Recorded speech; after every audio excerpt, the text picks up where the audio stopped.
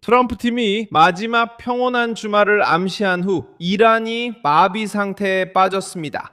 2026년 7월 18일 막바지 몇 시간 동안 댄 스카비노는 B2 폭격기와 F-22 전투기가 눈 덮인 산 위를 비행하는 영상을 게시했습니다. 내순 도르마, 즉 아무도 잠들지 마라가 배경음악으로 사용됐습니다.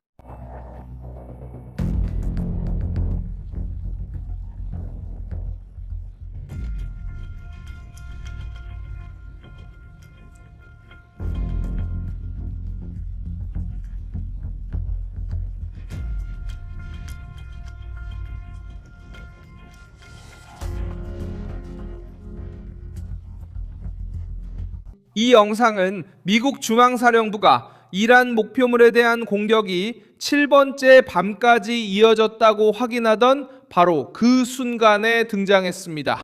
이러한 조합 때문에 이 영상은 테헤란이 주말 동안 쉴 틈이 없을 것이라는 메시지로 해석됐습니다. 댄 스카비노가 올린 이 영상에서 B2가 앞에 등장하고 F-22 전투기들 이 대형을 이루며 전진합니다. 이 게시물은 미국의 새로운 공격 영상들이 퍼지기 몇 시간 전에 올라왔습니다. 골가 터널 또는 샤이드 미르자이 터널은 실제로 반다라 아바스 북쪽에 위치한 진입 및 출구 터널 2개로 현재 미국 전투기의 공격으로 인해 차단된 상태입니다. 두 터널 모두 큰 피해를 입었지만 복구 작업이 진행 중이며 곧 재개통될 예정입니다. 즉 당분간은 임시로 길이 다시 열려서 소형 차량들이 통과할 수 있게 될 것입니다. 안녕히 계세요.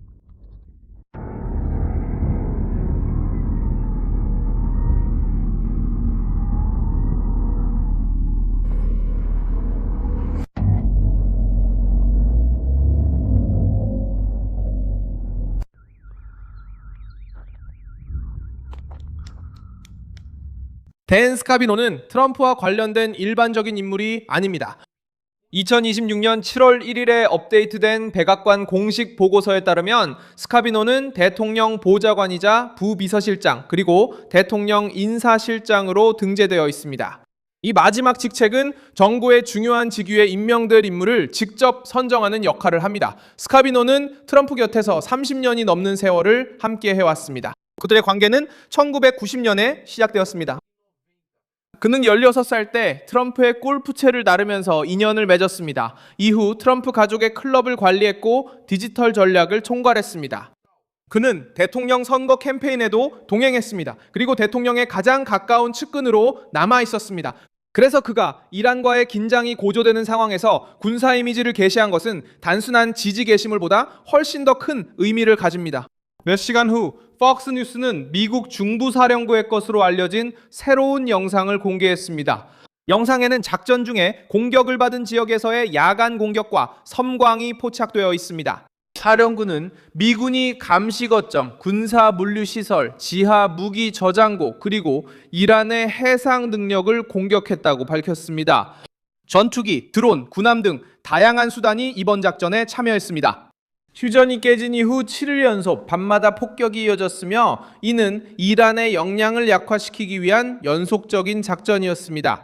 미군의 움직임을 감시하고 무기를 보관하며 병력을 보급하고 해상 경로를 위협하는 역할을 했습니다.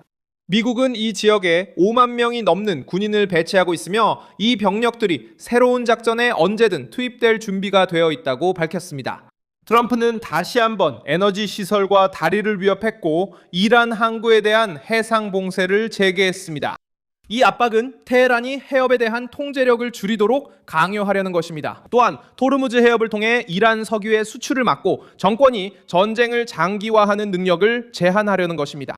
야간 공격과 스카비노의 영상은 주말 동안 포위망을 더욱 조일 것이라는 인상을 주었습니다. 마리오 나우팔의 또 다른 게시물에서는 항공 추적 이미지가 미국의 새로운 전투기들이 중동 기지로 이동하고 있음을 보여주었고 4대의 KC 급유기가 동행하고 있었습니다.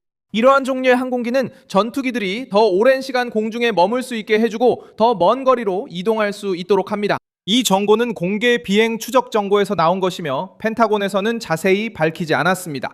이라는 이에 대응해 미군이 주둔한 국가들의 미사일과 드론을 퍼부었습니다. 미국인들은 며칠째 연락을 하지 않았습니다. 무슨 일입니까? 협상을 위해서입니다. 잘 보세요. 우리가 참여했던 협상에서 안타깝게도 바로 미국인들 자신이 이런 공격적인 행동을 취했고 이 특정한 맥락에서 양해각서에 따른 그들의 약속을 무시하고 위반했습니다. 지금 우리가 직면한 것은 우리나라를 단결되고 굳건하게 지키는 일입니다. 그리고 이번에도 미국인들은 이미 그에 대한 답을 받았다고 믿습니다. 이슬라마바드 양해각서로 알려진 그 양해각서에 따라 우리도 모든 약속을 중단했습니다. 쿠웨이트는 이번 토요일 아침에 가장 큰 보복을 당했습니다. 쿠웨이트군이 발표한 성명에서 군 대변인은 새벽부터 적대적인 탄도미사일과 드론 위협이 감지되었다고 밝혔습니다. 일부는 요격되었지만 군사시설과 내무부 관련 부서, 석유, 전기, 수도시설에 타격이 있었습니다. 소방관, 석유부문 근로자, 그리고 긴급 구조대원들이 부상을 입었습니다. 이들은 화재를 진압하고 피해를 복구하려고 애쓰던 중이었습니다. 공격은 석유시설을 강하게 타격하여 심각한 피해를 입혔고 부상자도 발생했습니다. 탄렴시설에서도 화재가 발생했고 발전 설비 일부가 가동 중단되었습니다. 쿠웨이트는 식수의 약 90%를 탄렴에 의존하고 있기 때문에 이 문제는 쿠웨이트에게 매우 심각한 위협입니다. 쿠웨이트 국제공항의 운영도 반복되는 위협 속에 중단되었고 방공부대는 새로운 달사체를 격추하려고 시도했습니다. 클래시 리포트에서 공개한 이 영상에서는 쿠웨이트 보안 아카데미로 확인된 시설 위로 거대한 연기와 불기둥이 솟아오르는 모습이 나타납니다. 마리온 알파도 내부 파괴 장면을 공개하며 이곳이 경찰과 보안 요원을 훈련하는 데 사용된다고 밝혔습니다.